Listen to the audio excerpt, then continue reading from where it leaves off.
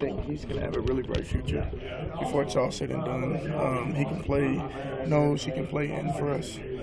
He can play a 3 technique. I can put him in front of a center. So he's got size, he's got speed, he's got athleticism. So, it's good to know that we'll have him here for a while. So you found out you weren't going to have Carlos shortly before the game. What kind of luxury did it have guys like Ben and DeAndre that played a lot of snaps that could step up and play bigger roles? That was, we try to give guys as much experience as they can, and so they filled in.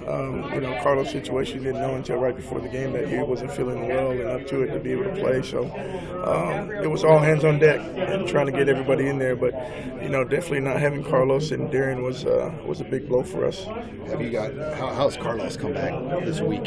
If he has come back. Yeah, he's back. He was practicing yesterday, practiced today. So it's good to have him moving around, just trying to give him some reps so he can, until he gets up to speed, to be able to be 100% for us. What about Darian? I mean, are you optimistic on his return soon as well? Yeah, I'm a lot more optimistic about his return. He's taking a lot more reps, and he's starting to look more fluid in his movement. So, I think when he's ready to go, he'll be playing for us. But I do anticipate him playing again before it's all over. I think Damien saw his most snaps of the season or close to it. How did he handle his expanded role?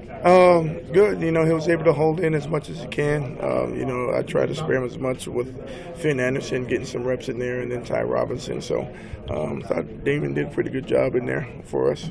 Considering the situation, how did you think Finn did? I mean, as far as stepping in and on that stage, which he's probably never had to do at Nebraska.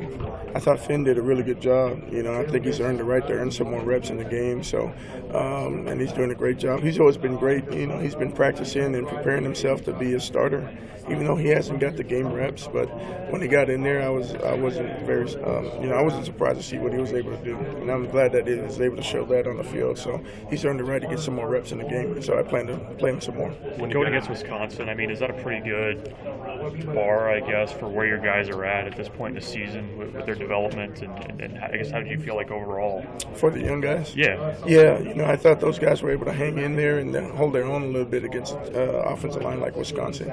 And so, it's just something for them to continue to build on, especially the next 2 games, and then carry that on over to the spring. So it'd be great for their development.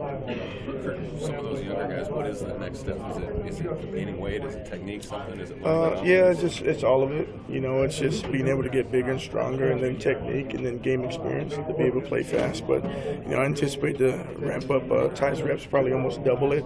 This next game, and be able to see what he can do for us. And he's continuing to show that he can do a great job for us in the run game and also in the pass game. So be able to see some of him a little bit more, see a little bit more of Casey, and then continue to have the regular guys in the rotation. Is Keem in the plan this week as far as traveling with you and stuff? Yeah, Keem's always in the plan. He's just trying to continue to get better. The thing with Keem is he's got to be able to just trust himself and have more confidence in how he can play and be able to attack. He's so big and so strong.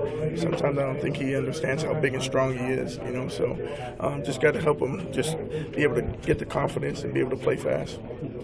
Obviously you wanted to wait with a guy like Ty so that you can use the last 4 games and still redshirt him. But from the beginning of camp up until the point like Saturday when we got in the game, what sort of development did you see from him? Over how much good did the first 10 weeks of the season do? Yeah, it's been really good for him because he's been more physical at the point of attack and be able to strike, and he's gotten a lot stronger from the first day he came in to now.